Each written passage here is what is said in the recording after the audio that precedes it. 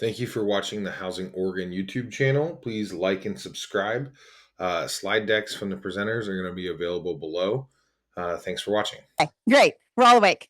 Assuming we're all caffeinated enough. I may be slightly over caffeinated. It's all right. So first I want to start with introductions. I want to say thank you for joining us on for a conversation about conflict during the construction period. Something I think anyone who's been doing this for more than 2-3 minutes has experienced.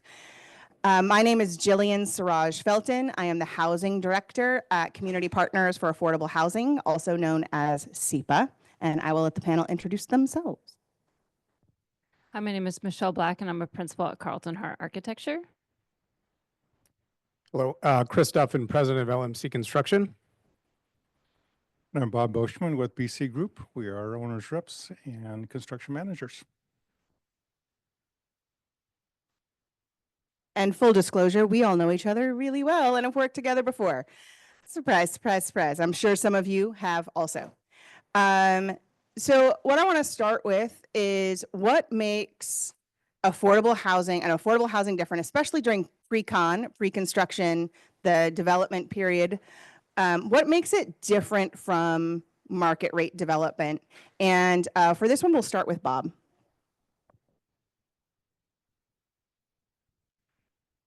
So when Julia first brought up this question, my first answer was, well, it's really not that much different. I would say 90% of it is the same process. The owner, client will put out an RFP or choose architects, contractors, and all their other consultants. So that could be done through an RFP process or not. The construction contractor is usually put under a pre-construction agreement, which would be just like any other market rate project. And a lot of times these multifamily projects are done with design build subcontractors. So all of that is very, very much the same. As far as differences, for me, it's a longer duration of time. Sometimes there's a pause in the middle of it while funding is waiting to happen. So for the most part, it is the same. And I would say because it takes such a long time, there's a lot of team building, and it's kind of the opposite of a public project that you would design it all and bid it out at the end.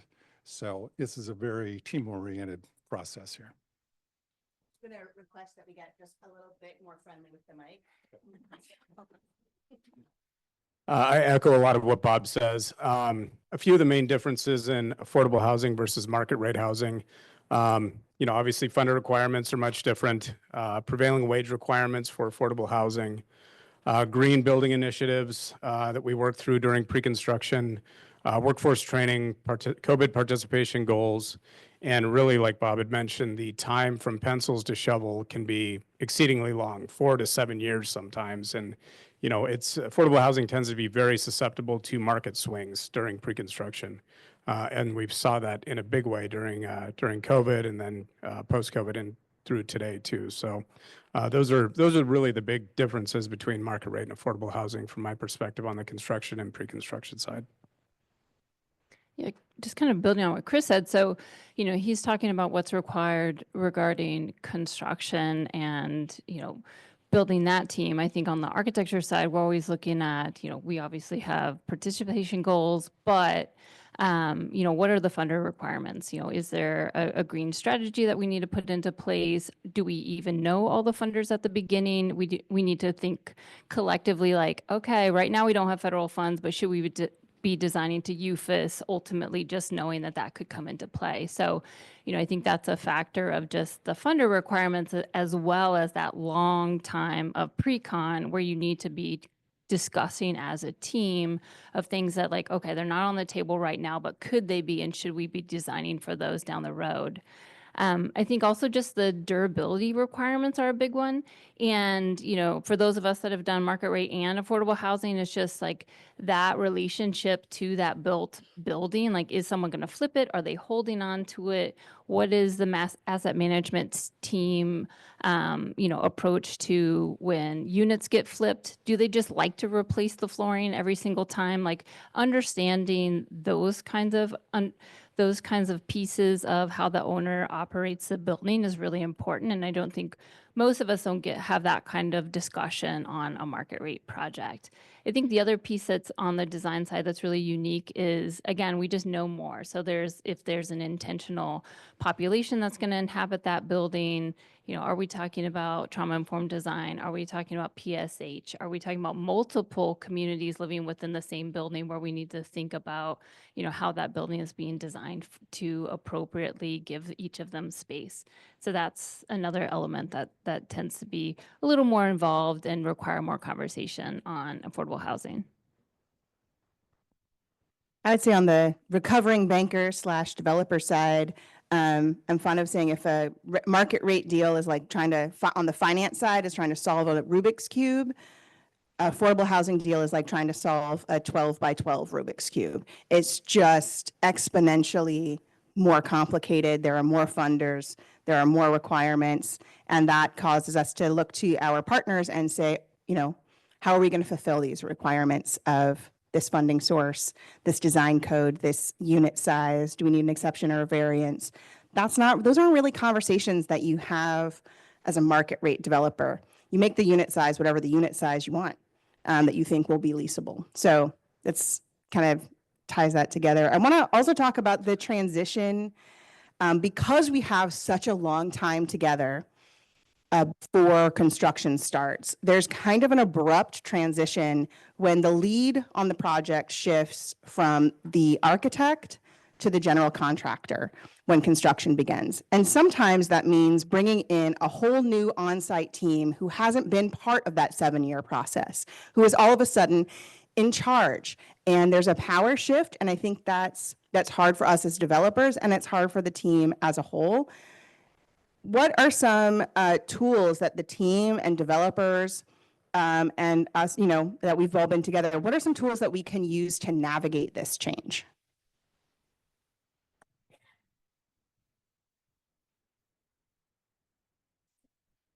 I don't know about all the other architects in the room, but I love just giving control of something that I've been leading for years. It's super easy. No, I think all intents and purposes, like, it's just hard, right? You've been in charge of leading that meeting. You've been in charge of that agenda, going through the design items, in conversation with your team. And so it feels like it should be the same, but it's not. Right now, I need to take a back seat for all good reasons. And, if I'm working with LMC, Chris and his team gets the lead. And I think it is really hard shift because you've just been in that mindset so long to just take a breath and realize this is how it's supposed to be. And hopefully you have a good relationship with your other partners that you have a good pre-con discussion. You have a good, discussion about like how communications are going to happen. And you talk through those, because I think once everyone gets that, like having that reset is really important. And so if there are new players coming onto the team, like, are you having, an in-person meeting, going to lunch, doing things? So we're just like, they have a chance to get to know the people as people before we're, looking at flashing details, all getting annoyed that something can't be done as designed. So I think those are some elements. Yeah, I would agree with that. Going through 4 to 7 years of pre-construction, obviously, we learn a lot during that process. The handoff to the field team, the sooner that can happen, the better, for sure. We don't have the luxury of assigning a superintendent to a project 7 years ahead of schedule. Oftentimes, we don't know when the project's going to close until it's a few months from closing. So the sooner we can get those team members engaged with the team, the better. I think what we're getting at is some of the conflicts once that happens, and once we start talking about change orders and some of the other issues that happen during construction. No project is perfect, no design is perfect, no jurisdiction is perfect. Unfortunately, change orders are a necessary evil in construction. So it's all about bringing the team together, working through those changes, and being collaborative and finding a solution to those challenges. So as long as the leadership team has that collaborative view of the project, and we instill that into our teams, we should be able to carry that through construction. It's not always going to be a perfect, smooth ride all the way through, but it's all about coming together as a team to solve problems for the project and for the greater good and for our client. Yeah, I would add to that, we're all living in more of a virtual world right now. So being on a screen, maybe half of the owner, architect, contractor meetings is challenging. So I would promote the more that we can meet in person and set up those meetings, the more that we're going to get out of it. There's so much to be had for being on site, being able to be face to face, looking through some plans, whether it's on the table or on the screen, and then walking out to the site and looking down on that, trench or whatever it is. That's where you can really solve a problem. So I would definitely promote that. The other thing I'd like to see is not only pointing out problems, but oftentimes we find ourselves in the middle of needing to turn around and not only looking at ourselves, but each team member needs to turn around and look at themselves and how can I be a part of this solution other than just, hey, I'm the one that saw it and pointed it out.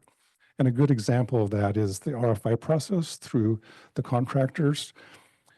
Cranking out RFIs because we're more and more risk adverse than we were, say, 15, 20, 30 years ago. So the RFIs are coming at a rapid rate. So if an RFI comes from a contractor with a solution as well as a question, that goes a long ways towards pointing the architect in the right direction, whether they agree with them or not. It shows a solution and not just serving up a problem. So that can happen all around.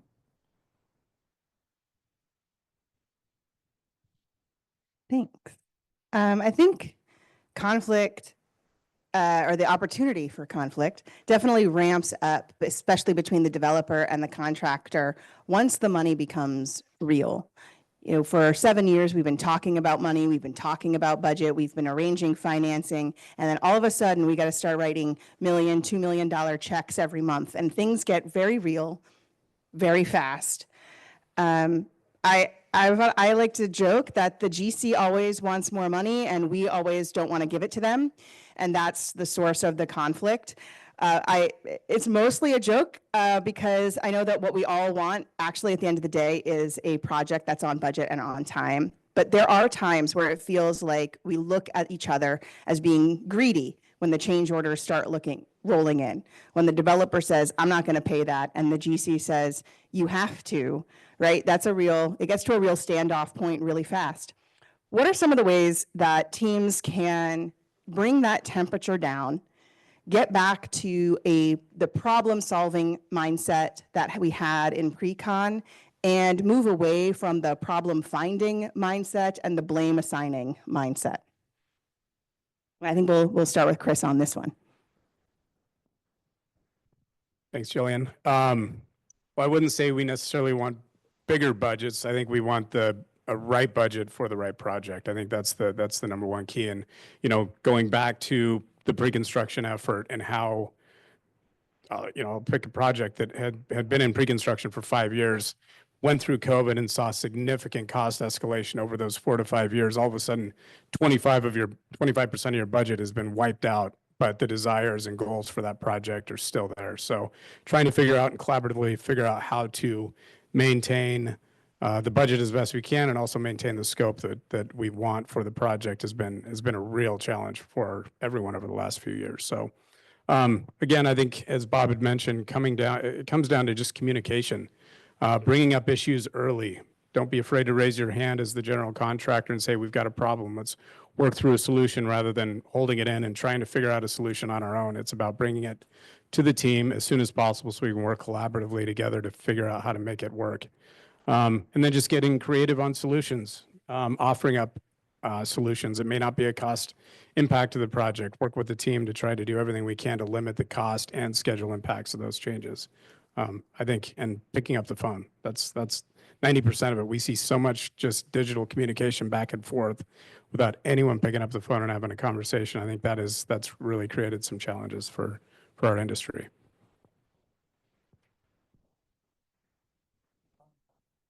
So I think Chris mentioned leadership in his last answer, and that really resonates because, obviously we're heads of companies and they'll work very hands-on on projects specifically, but I do think there's a lot of teaching that needs to be happening internally to each of our organizations, just like what is that, how are we, creating a good environment of collaboration and communication, and then that, and then how does that project into the project team?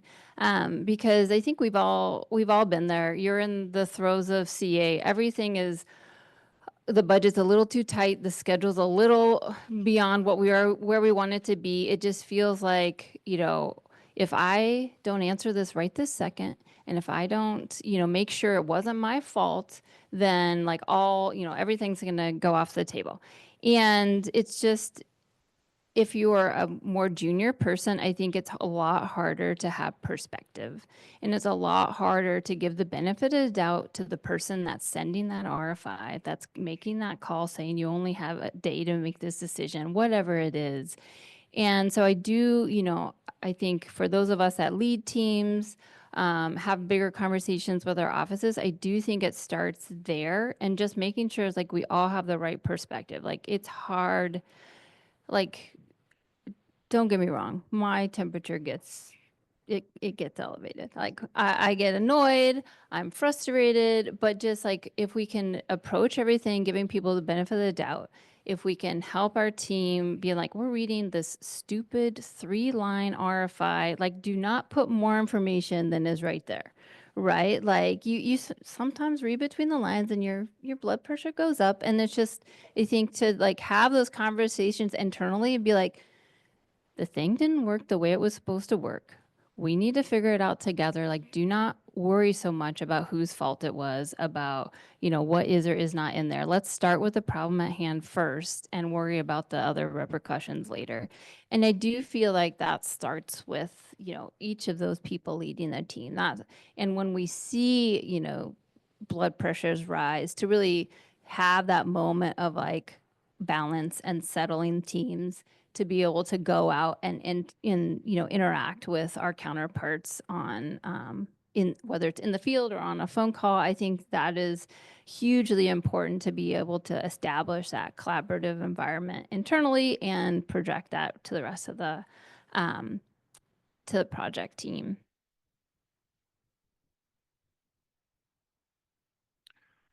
I think it's important to start with, or not to start with, who's going to pay for this. So often that's the first thing. See, that's what happens. Or it's just, you're going to pay for this, and then you start talking about it. So that would be kind of my main focus. A lot of what Michelle and Chris said, I would reiterate. It's all about communication, being able to say all the words, not making it personal. What happens in that trailer out on the construction site is happening in the trailer in the construction site, not at the lunch or having beers afterwards. It's just a matter of business. And it's okay to be wrong too. If you're thinking something, we need to say it and realize that we're not the smartest person in the room. Let's just be open, talk about it, and be able to compartmentalize what we need to and go on with the rest of the project.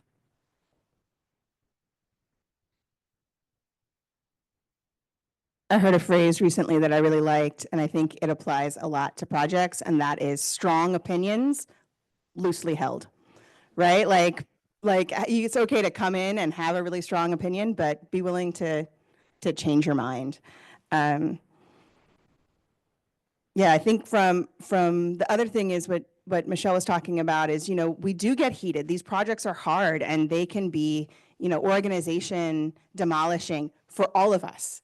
And I recommend taking all of that anger and venting it at your boss, and not in the trailer. Like that's what your boss is there for. Mine's right there; she can attest. But finding another outlet for that frustration and that anger that isn't in the trailer. So when you come into the meeting, you do have a problem-solving mindset. You've gotten what you needed to say off your chest.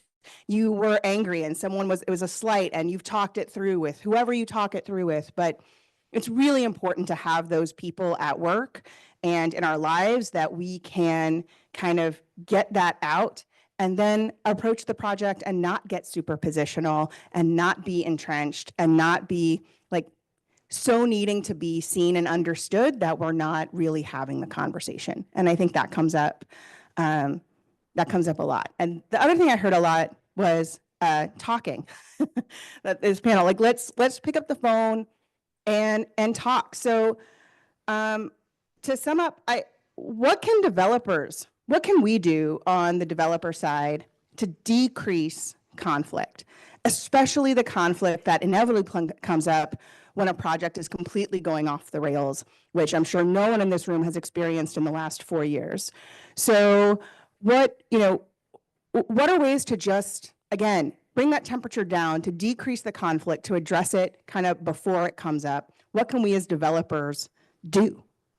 And for this, we're going to start with Michelle, and then Chris, and then Bob. What can you do? I think that's a hard question because a lot of our work, as we've talked about, like we're in, community with each other, we're on projects, like this is a team environment.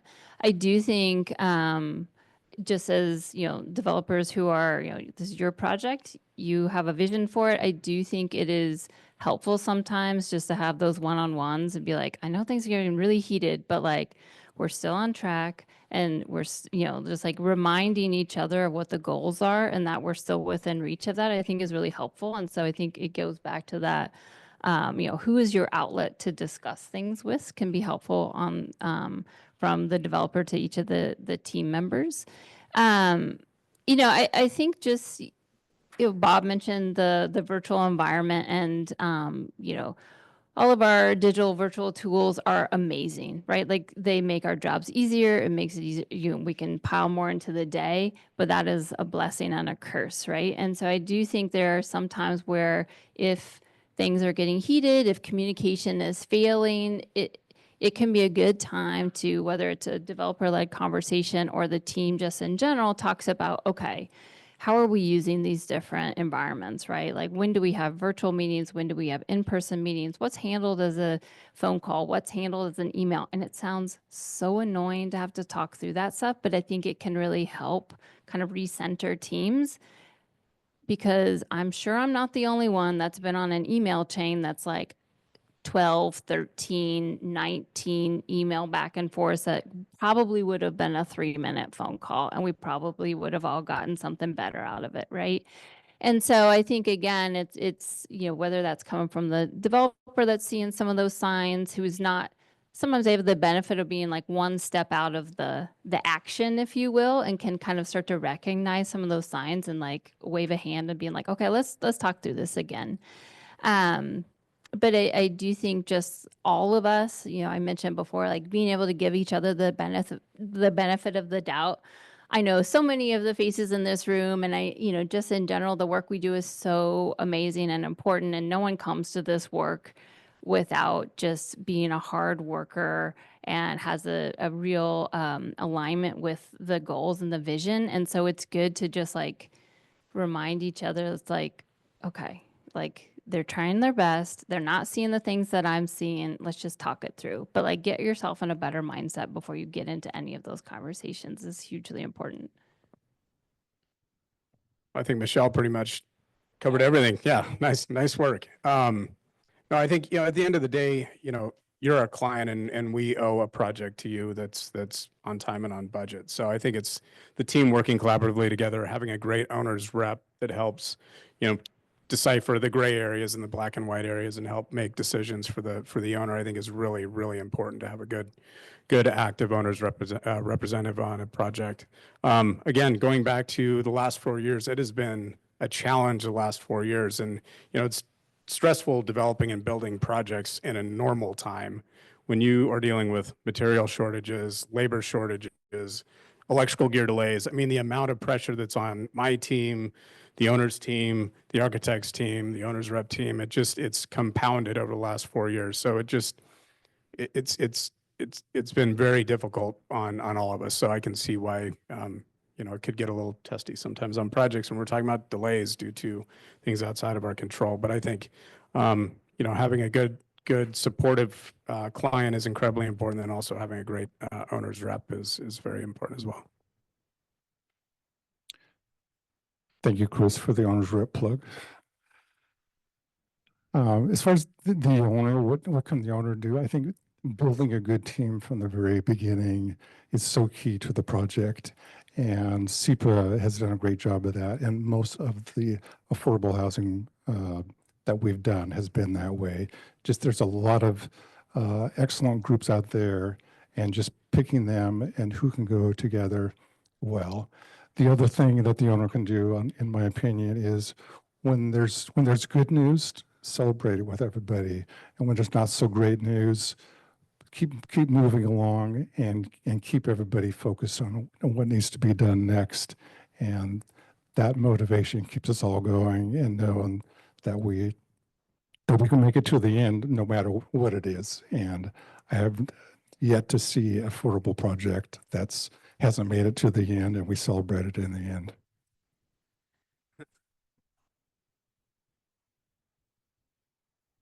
I wanted to add, as a developer, there's times where you might be the smartest person in the room, but you are not the expert. So ask the stupid question. Ask the dumb question. Understand what you're making decisions about. My favorite stupid question was on a project with a couple of people on this team. We were switching to engineered aggregate piers. And we were talking about them, and I was like, okay, stop. What the heck does that even mean? They're like, oh, well, it's you drill a hole and then you fill it with rock, and it's designed by an engineer. And I was like, oh, so exactly what those 3 words mean.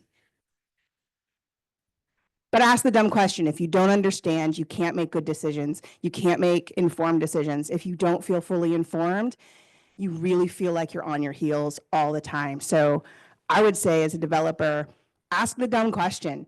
Ask the question that, everyone's talking about something and you don't know what it means, and it seems like you should, and you can't find it on Google on your phone in the meeting without anybody knowing. Just ask a question. I think that has been the biggest help with a lot of issues is I don't understand the issue, and so, or I might understand it differently. And so if you don't get an answer that you understand, ask the question again. I think that being willing to say, I don't know what we're talking about, and I'm the decision maker, so I need to know what we're talking about. It's really important, and it's vulnerable and it's humbling, but just ask the dumb question. So that's yeah. Sorry, that made me think of, I think one thing when we're talking about better communication amongst team members and just, making sure that you're keeping up with that problem solving mentality, one thing that's really important is to make sure that there are no dumb questions, right? And sometimes something I like to say is like, I need someone to say, let's all throw out our dumb ideas so we can eventually build on those to get to the good ideas. And there's something about just saying it, like we need to use those dumb ideas because it's going to help us think of something else. Like whatever it is that works for you to get people just talking is helpful. But I think the other piece of it was like when we're talking as a team and we all bring our expertise to the table, and most of like it's going to take all of the expertise to figure out the problem. It's really been helpful to remind people like, okay, if this is a design element, like these are the 3 things we can't change. Everything else is on the table, right? And it's like, it might be a zoning issue or it might be an aesthetic thing, but it's like, it is really helpful to say, these are the things that, to just start that conversation with, what are the things that are sacred for whatever reason, and what are the things that you're willing to bend on. And that goes for each of us, whether it's cost, whether it's availability, whatever, because then it's just a more constructive way to get to the problem solving. I think the only other thing I will add, and I'm gonna move on to our long and difficult question, is to be really to be transparent with one another, to be really transparent. This is what this is going to cost. Put a number on it for us. It's really hard to make a decision on the fly with tell me how many zeros it has, please. And the other thing, as a developer, be honest with where you're at. Like, are you almost out of contingency? Did it get blown on something else? Was there a soft cost and you forgot to create a soft cost contingency? Talk to your team, because sometimes you can find, cost savings on the fly in the middle of a project. Maybe this doesn't need to be made out of stainless steel. It can be made out of something else. Maybe we don't need this kind of fence. We can have that kind of fence. Do we really need a fence? Like those conversations during construction can really, if they don't know what the problem is, they can't help you solve it. And so I would just say, like, over communicate, be really honest with each other. And that kind of comes both ways. I would advise general conduct, be honest with us. Like, hey, we are out of our internal contingency here. We're really struggling too. And come to the table. We all, at the end of the day, need this project to be profitable so that we all stay in business. We all have to keep the lights on. We all have to pay our staff. And so just that over communication piece, I think is so important. And then, but without the venting piece. Okay, so this is a long one. So apologies to the panel, but we're gonna address something that comes up a lot, and I call it the third rail of affordable housing budgets, and that is MWESB required participation. So I want to start and just say everyone on this panel, including myself, is dedicated to the goals of diversity, equity, inclusion, and justice. And I also want to acknowledge that everybody on this panel is white. And it's a little awkward to talk about DEIJ goals and not have a single person of color on this panel. We also all recognize our white privilege and that it is not the responsibility of people of color to solve racism. That's not their job, that's our job. We made the problem, we need to fix it. So with that framing, I want to talk about MWESB participation is something that really requires the entire team from the beginning. And this is more around teamwork than conflict. The goal of the MWESB requirements is to include those people and firms who have been excluded from government contracts for decades, who have been intentionally left out of the process. We can also agree that MWESB isn't perfect. It's not the only way to measure this goal. Firms like Colas Construction, which is a Black-owned firm, does not count towards MWESB goals because the S means small, and every letter in that acronym is important. There are also other ways that MWESB does not achieve DEIJ goals. For example, the very first requirement is that you are a US citizen. That's not equity. So with that in mind, let's discuss what is making it hard to meet MWESB goals. On the developer side, I can say the reporting requirements and having different reporting requirements for every jurisdiction that say the same information in a different format is burdensome, especially to small organizations, especially to small culturally specific organizations. If we could just do what we did with the pro forma and we all agree to just use the same one, that would be great. But what is making this hard? What is making it hard on the soft cost side? What is making it hard on the hard cost side? And what can we do to improve this DEIJ goal?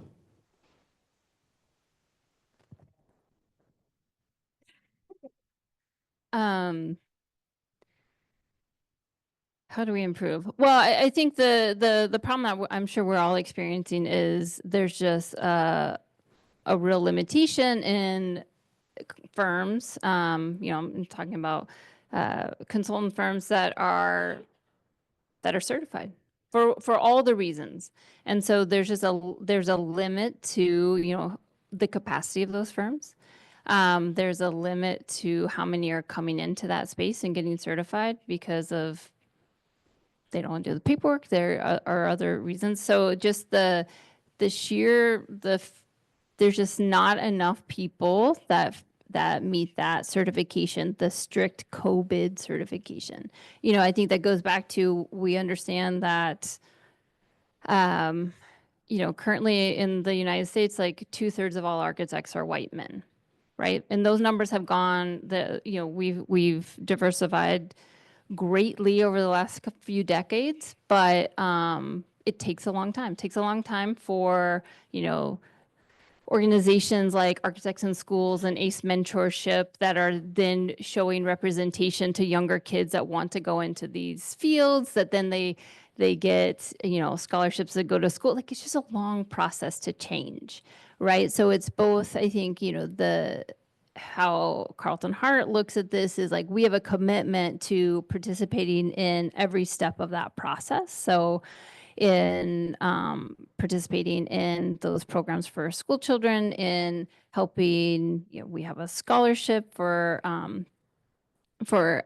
college age. We do a lot of work to help people with portfolios, and then we hire, and we are out in the environment trying to create just support for organizations that are trying to stay within the architecture and engineering space and don't always have the best support. So in terms of how we solve it, I don't know, other than it takes all of us to find ways that our organizations can be supporting a more diverse, whether it's on the professional services side or contracting side. I think it is a long-term commitment.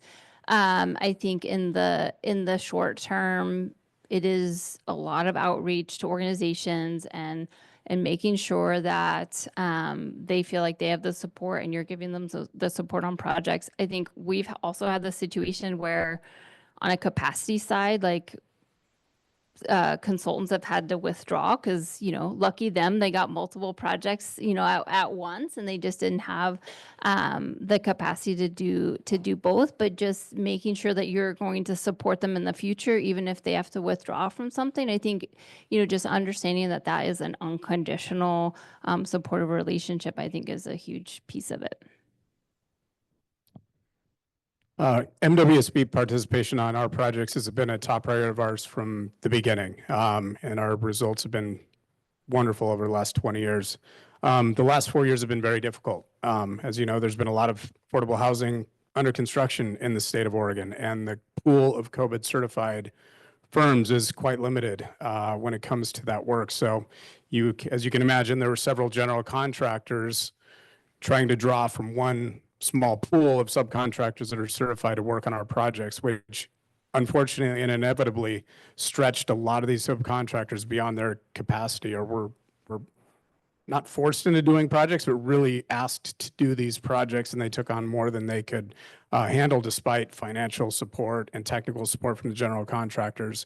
One thing that the state has done recently has allowed us to use self-certified firms. We work with a lot of firms who clearly meet the COVID criteria that just refused to go and get certified they were too busy, didn't want to do all the paperwork, didn't want to open up their books to a government agency. So having the state offer that up as an option has been really helpful in order to maintain those numbers and improve those numbers, because these are subcontractors that have been around for a very long time, very qualified for the work.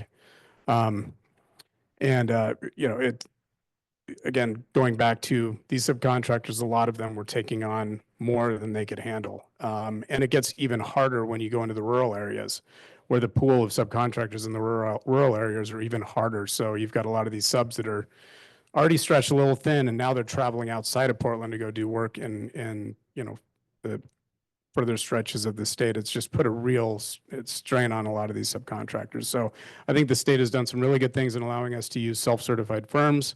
To Jillian's point, I think they need to get rid of that cap on gross sales for COVID certified firms in order for them to maintain their certification. There should be no cap there. I don't know why that would make any difference. So I think between those two would make a huge impact on our ability to continue to support these wonderful subcontractors. So it's been interesting in the last couple of months for me, because I've been working on a large hotel project in Seattle, and at the same time a large affordable project in Portland here. And the buyout process with the subcontractors has been very much different. The large hotel in Seattle has been all about cost. How can we make this cost the least amount in order for it to pencil out? Whereas the affordable project has, yes, it's been about cost, but it's also been about having certified subcontractors. So there's not a lot of creative ways to get there, but there are some. And I think, Chris mentioned one with the self-certified. That's come about. That's been a great thing. Some of the general contractors are very good at going back to their subcontractors, and particularly the large subcontractors, which have the ability to hire subcontractors within their team. So even though the primary subcontractor may not be COBIT certified, they can hire vendors and subcontractors that can make say, 25%, 30%, 40% of their amount. So it's not, so they can add that to the pool. And I've seen other general contractors do a very good job at picking a path. If we use this combination of subcontractors, it provides us with the least cost. If we use this path, it provides us with almost the least costs, but more experience.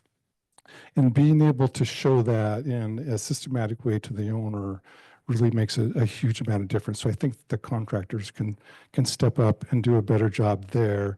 And some of them already are doing a really good job. And the other thing that I think about this project is that it's not just a contractor puzzle to solve.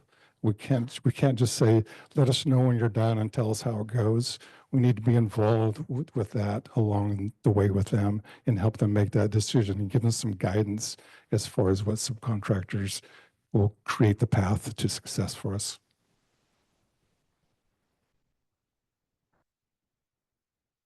Yeah, thank you all for just reaching out and touching the third rail with us.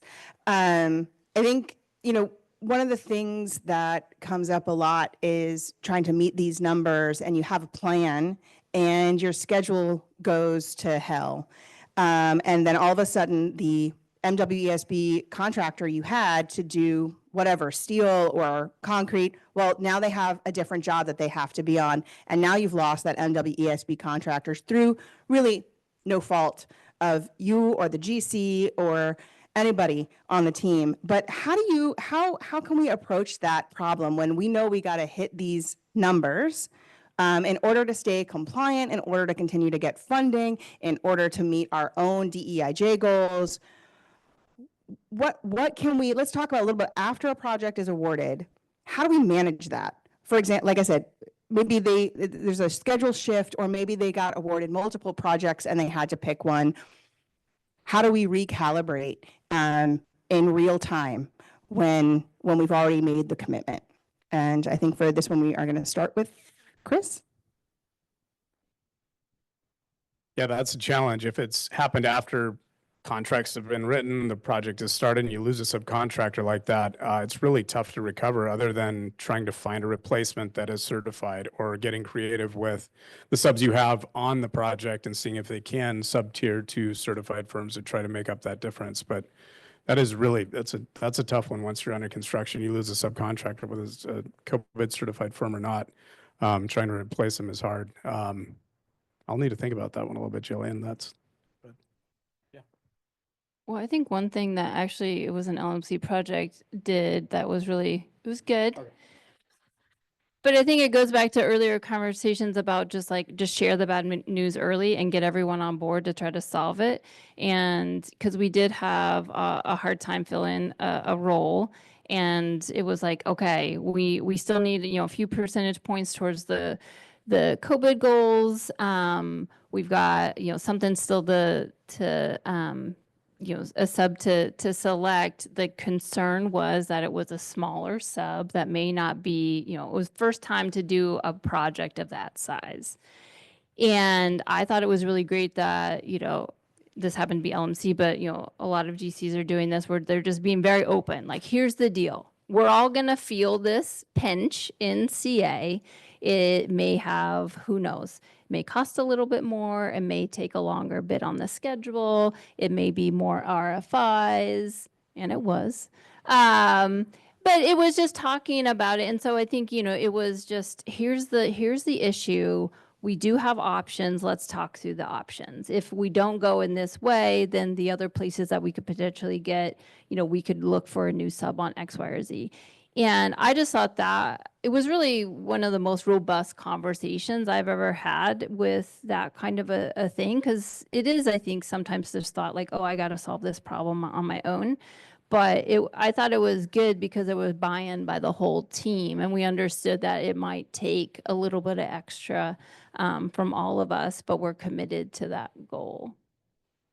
And I think just I mentioned that we had on the professional services side, we had an instance where someone had to pull out because they were lucky enough to get multiple projects. And that too was a conversation about like, we don't have anyone that can, we're going to be under our percentage. Here are our options, you know, looking for what's next best thing, a just label firm, someone who's got you know, their principal is a woman, you know, just like what are ways that we can fulfill the intent of the requirement, even if they don't have, you know, there's not the self-certification piece yet on the professional services side, but looking for, again, what's the big idea and is there a way that we can fulfill that in another way? I think that was a good conversation that I've had with owners of just like, we get the problem and we're trying to solve it, but we may not be able to solve it in the just clean and easy check the box way.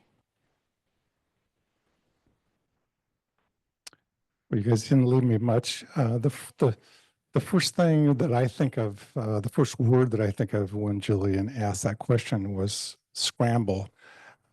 It's because you're right in the heat of things and you don't have time to figure this out.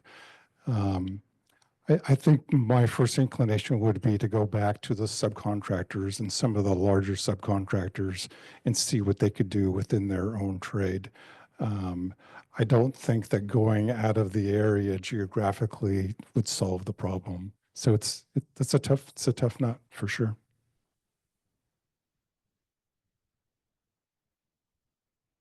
Thanks. I want to reiterate something, Chris, that you said about MWESB certifications. That just occurred to me, and that is opening up your books to a government entity. I don't think a lot of people know that that's part, like I said, the S means small, and you have to prove that you're small. And in order to prove that you're small, you have to show how much money you make.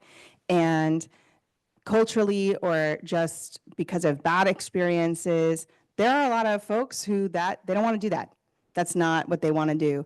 And so having the opportunity to self-certify or to certify in a different way, you know, if we got rid of, like you said, that cap, then opening your books wouldn't be needed. And so I think that's a really interesting policy proposal that you just made. I don't know if you know that you just made a policy proposal, but I think getting rid of that in a lot of ways solves some of the problems of certification, solves some of the hesitancy of firms that don't want to self-certify, and it solves the problem of punishing companies that are too successful, right? Like if you have an MWESB certification, you get really successful and then you lose the certification because you make too much money. I feel like that's not achieving the goals that we're setting out to achieve by awarding projects to people and entities that have been excluded. So, you know, you heard it here first. So that kind of wraps up our formal questions, and we wanted to leave some time for the audience to ask some questions of us. And you know, what conflicts are you having, and how can we solve them? Oh, sorry. Oh, okay, great. We'll come back over here. Jillian Siraj Felton, I'm the housing director at SEPA. Michelle Black, principal at Carleton Hart Architecture. Chris Duffin, president of LMC Construction. And Bob Beauchemin, president of BC Group Owners Reps. Yeah, there's a question over here.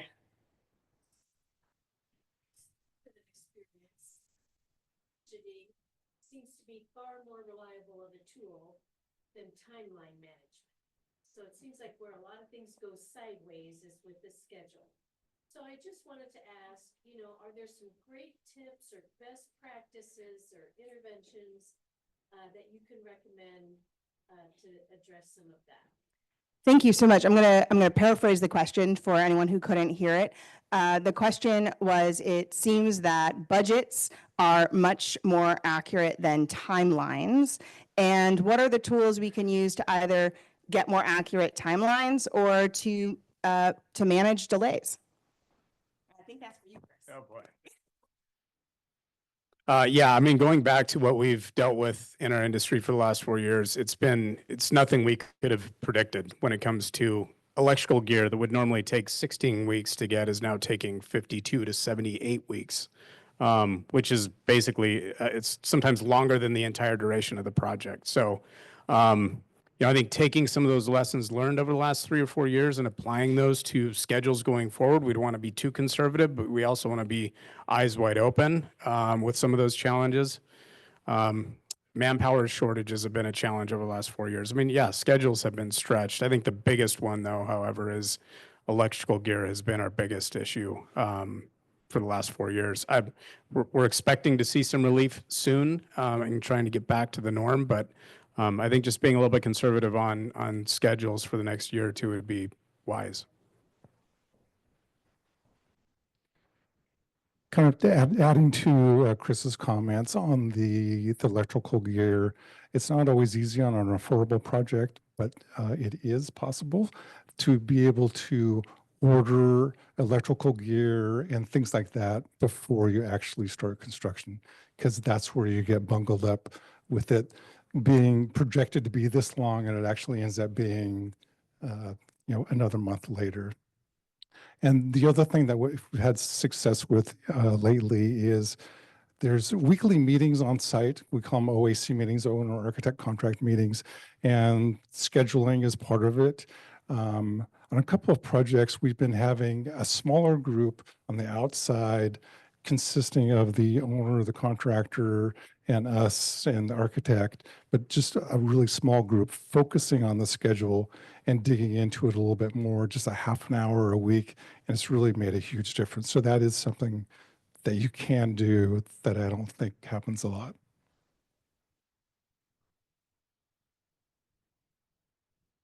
At the risk of sounding 1,000 years old, I cannot emphasize the importance of meeting in person.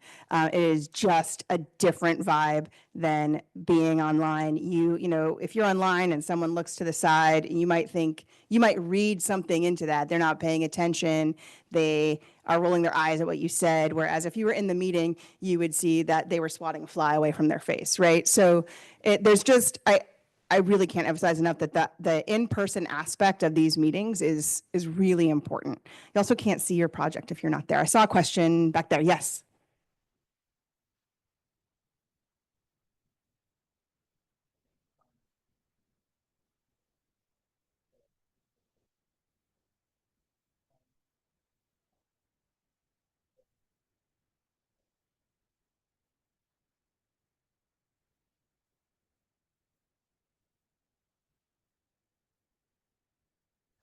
So the question is, have we contemplated the additional federal requirements coming down on the Build America, Buy America requirements and how that affects both cost and schedule and material selection? Yeah. You write the specs. Yeah, you write the specs. We just try to speak right. Well, I think similar to the last question as well, hopefully your project team is already at the beginning of construction at the latest, but through design talking about the anticipated long lead items. And I definitely think some of the Build America, Buy America people are hesitant in like what that ramification is. And but I think just working as a team and identifying those things whether we need to get them ordered early or whatever it is, like really building a schedule and a decision-making tree based on what the collective knowledge of all of our organizations understands are the long lead items. And I think we've been successful with that on projects. Certainly we all know electrical gear, but like there are other items that are on that list that we should be fearful of. I do think too, like, it can't stress enough, like when a hiccup will happen and just all hands on deck, just looking through like how you resequence things, and sometimes that means like, okay, well, that means we need all of these submittals, approved next week or whatever it is. It's it's not just on the super to figure out the like magic, of resequencing. It's gonna have an impact to the whole team, and discussing that as an entire team is really important. Yeah, I think just on the Buy America, Build America, I think we need to make sure that we are, during the pre-construction phase and estimating phase, getting those products spec'd in the outline specifications right away to understand the cost and schedule impact is going to be important, because you're right, it's a bit of a wild card coming down the line that we're gonna have to deal with. Just another one.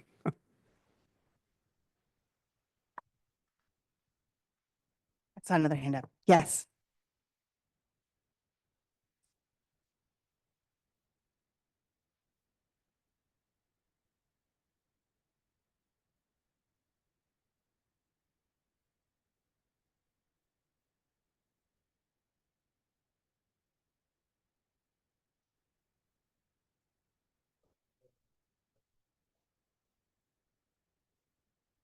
So the question is, when do we need to bring in, when do we decide to bring in outside help? And you said you were a consultant, but you said it really fast. Could you say what kind of consultant again? Accessibility universal design consultant. And when do we bring in that outside help, and how do we decide which areas we need outside help in? Okay. It's about like bringing a specialist. As soon as you know you need a specialist, that's a hard question. I think definitely different needs for rehab versus new construction. A lot of time if we're dealing with on the rehab side of things, which we do a fair amount of, I think all of us do a fair amount of work in that space. That is, we try to bring in, accessibility consultants and various other consultants to assess the existing grounds and building as soon as possible, just because you are just assuming a lot of, existing work and trying to work that into the design. In terms of new construction, I think, assessing early on, either, as a project team, discussing who's part of the team and why, I think happens at the inception of the project and putting that team together. But certainly we get into situations throughout design where something is identified or specific, change or add because of funding is identified, where we bring on consultants throughout the process, really. We definitely promote bringing on like an ADA consultant early on in the process.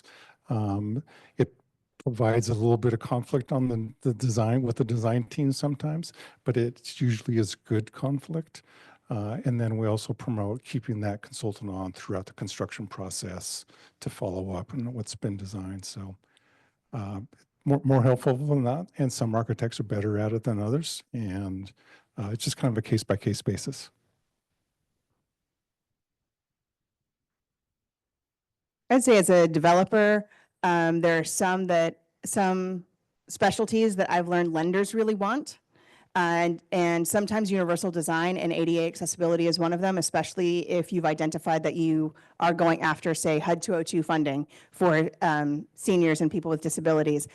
The lender, HUD, is going to want to see that consultant. One that I see almost universally that we hire is an envelope consultant. It's just become our standard practice to bring those in, because we almost always will get to the closing and the lender will say, you need to bring on an envelope consultant, because that lender has had a bad experience with an envelope that doesn't work. So there are things like that that really are tied to our funders, lending and investing, that dictate, which ones. Another one that will get brought in will be a acoustic consultant. And that is especially important for projects that have HUD funding that are close to a busy road. The acoustics and the acoustic calculations and getting through that's part of the HUD environmental review process is really important. And the earlier you know that you have a problem, the better. Yeah.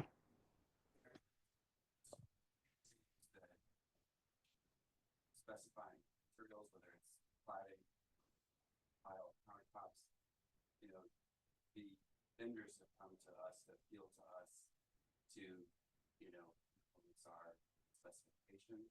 I understand that that's shifting maybe some, that owners and the contractors are being targeted by those folks now.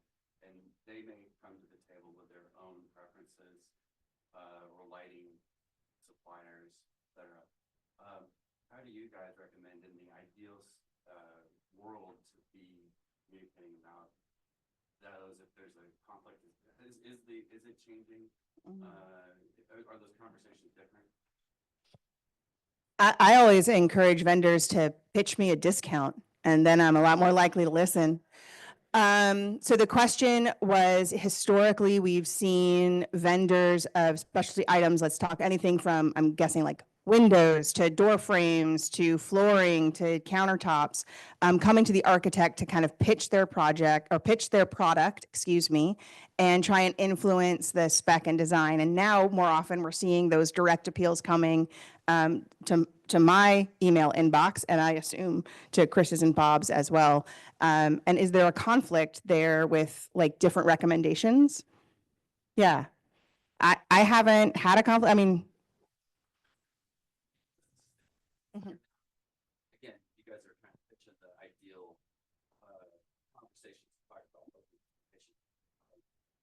In the I don't know, about 5-10 years ago, it seems like that was happening, but we didn't know about it on the architect side. And so it'd be a surprise kind of in the middle of pricing. So I'm wondering, is there a more productive way? Is there more openness now about that? more openness about spec substitutions.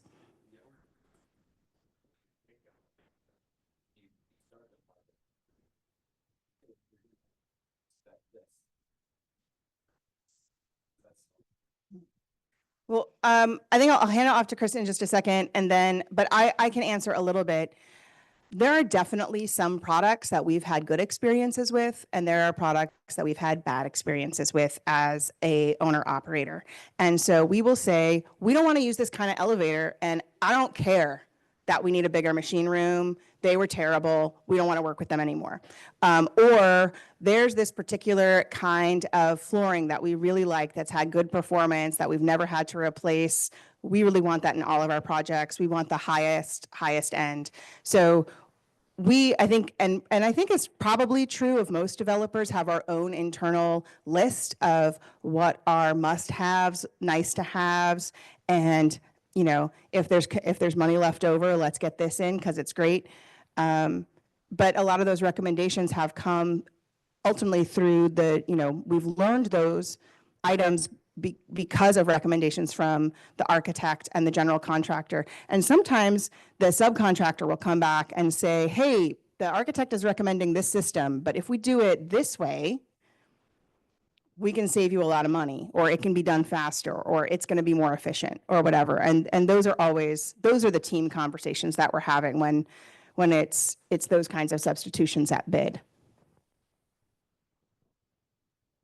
Yeah, I would just say as a general rule, if a supplier or a manufacturer is coming directly to us trying to pitch a product for a project, we're going to send them directly to the design team. That's not our role. We do get involved with substitutions if we're doing a pricing exercise, and we got to find there's a VE exercise that we're running through. We'll go to our subcontractors, trade partners to offer up solutions, whether it's a different alternative installation method or a different product that meets the intent. We'll provide that as an option, but for the initial spec writing product, that's not something we want to be involved in. We'll send them directly to the design team. That's outside of our realm. Just a quick comment. I think that's part of the beauty of building a good team early on in the project, because when one of us do get approached by somebody, we're going to pitch it to the team in a way, not to pitch it to use it, but hey, here's something we should consider.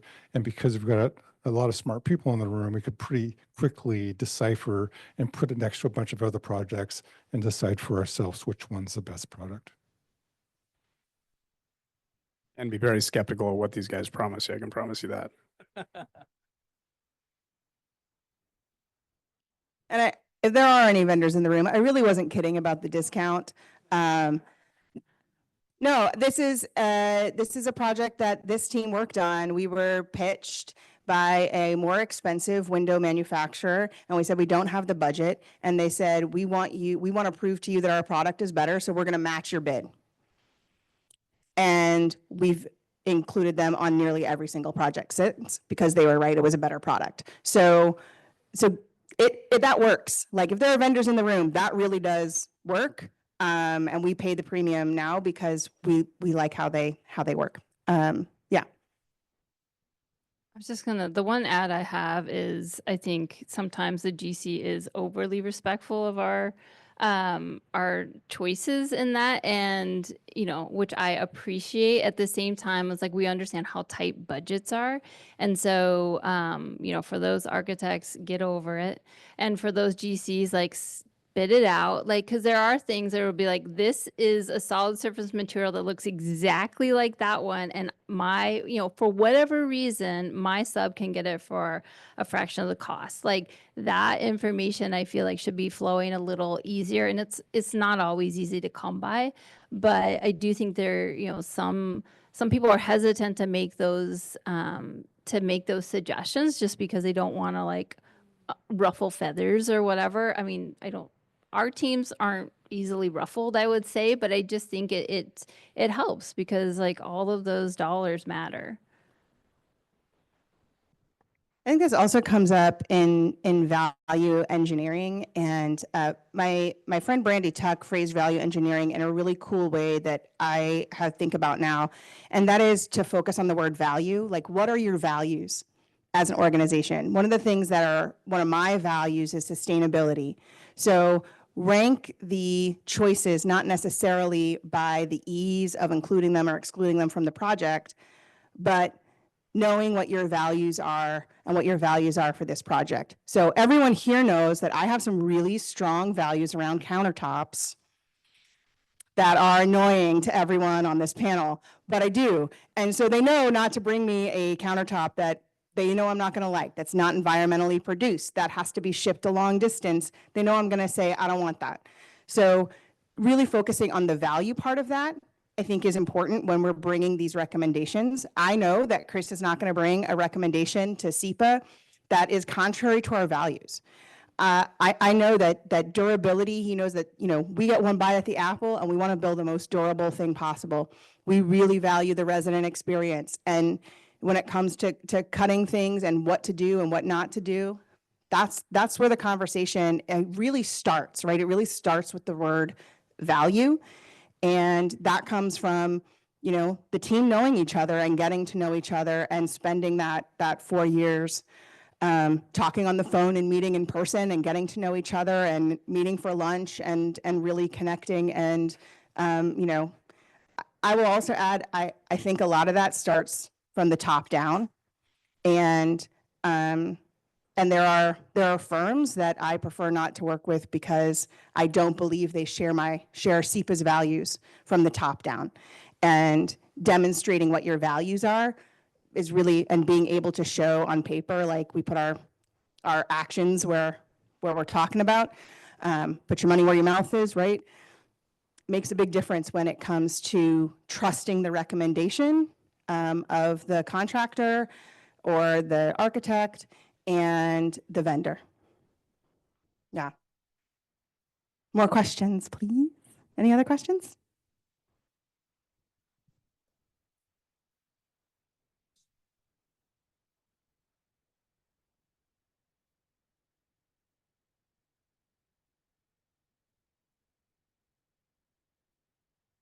So the question is, on projects that are inherently riskier, what are some techniques that we've adopted to mitigate that risk? One thing I think is pushing back on, for the developer side, pushing back on the maximum contingency. 10% on a historic rehab is not enough. Please ask me how I know, or don't. It's not enough, right? And so building in additional contingency, because you know there are so many unknowns, is important. So that's I mean, you know, I can only control what I can control. So what are some of the ways that you manage that risk? I think first, it's important to put together the right team that's got rehab experience because this is a completely different animal, as you know. Spending a lot of time on pre-construction, reviewing CNAs, doing destructive investigation. I mean, if there are some, problem areas on that building, open them up, find out what you've got, and then apply allowances to address those during construction, taking a good estimate of what you think you'll see through the course of the project, trying to preserve that contingency as much as possible and trying to forecast what it's going to take to finish that. Again, it's just all about pre-construction, destructive investigations, good thorough CNA analysis is critical for renovation for sure. Second, third, fourth, all of that. I think the other thing on the design side is, obviously you need a team that understands rehab in old buildings and can do a little of like, we want to open up as much as we possibly can, but there's still going to be some unknowns. And so, what are we predicting that we could find, really willing to kind of think outside the box and have an open conversation about like, all right, what's the worst case scenario that we could have in that, roof ceiling construction that we're not allowed to touch for whatever reason. And really, that adds to the design, but also to the contingency conversation. I think the other thing that's really successful is, figuring out, okay, both in once you are allowed to fully start construction and you're opening things up fully, like really build that into the schedule, right? Like all of your, all of the design teams comes back to site and walks the site together, with the super, with everyone. And it's like, what is this what we thought we were going to find or is it not? But build in some of that investigative time into the project schedule. Because I think a lot of times we just, let's be honest, we want to have rose-colored glasses and it's all going to be beautiful and no surprises, but it's rehab. Like there's always surprises. And so if you can at all build that surprise time and redesign or whatever it needs to be into the schedule, it's really helpful. But then I think it is the maximum all hands on deck trying to figure out the best design and construction path forward, right? Like, hey, I need to put in a new beam here. We have limited head height. You also want to be running ductwork here. Like really all brains need to be like operating when going through that. And I just think it takes a little bit more time in those beginning stages of rehab work to do that. I'll add, whenever possible, if your schedule has you delivering after the month of June, do not deliver tax credits in that calendar year. Don't promise tax credits in that calendar year. Don't do it because your schedule is going to slip and you're not going to lease up in 3 weeks in December. It's just not going to happen. So push whenever you can, push that tax credit delivery and avoid that downward adjuster. It just is like the schedule is going to slip, whatever it is, it's going to be late because it's a rehab and that's what happens. So I think I saw another hand over here-ish. Yes, ma'am.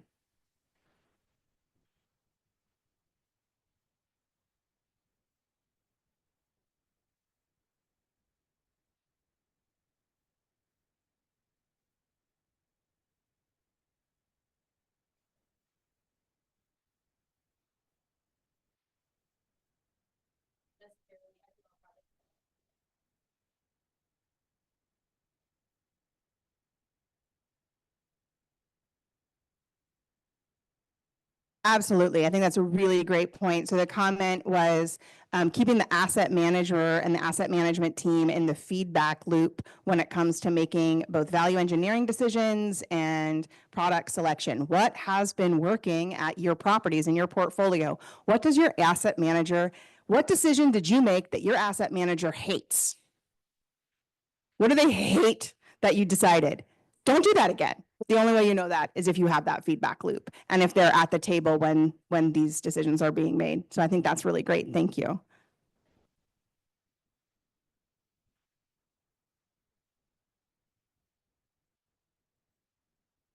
Oh, there's a session on how asset managers and developers can collaborate at 3:30. Natalie will be there. That's our asset management program manager. So she's super smart. Thank you for that comment. I agree. It's like hugely important. The problem that we often have, and I'm sure people can understand, is that asset management teams are so busy. And so just don't be discouraged by that. Like work with your client developer and figure out the best way to get feedback from them. Like meet them on site as they're walking through doing other things, send them a list of questions that then is delivered by the developer. Like there's different ways to get that information. And I think just like figure out the best way that works for them. And because sometimes it's just, you just need to get over that first little hurdle for all of that juicy information to come at you. I think also for those of us that have the privilege of working with a developer for multiple projects, sometimes teams can be hesitant to like tell you the down and dirty on a product that you specify to put into the design. And so I think like trying to make it clear that like, hey, I'm up for the data. Like my feelings are not going to be hurt. Like, I don't know, you know, and just making it clear that like you want the real honest truth on things is really important. All right, well, we are at the end of our time. So I just want to say thank you all for being with us today and having the hard conversations and talking about the difficult topics, and a big round of applause to our panel. Well,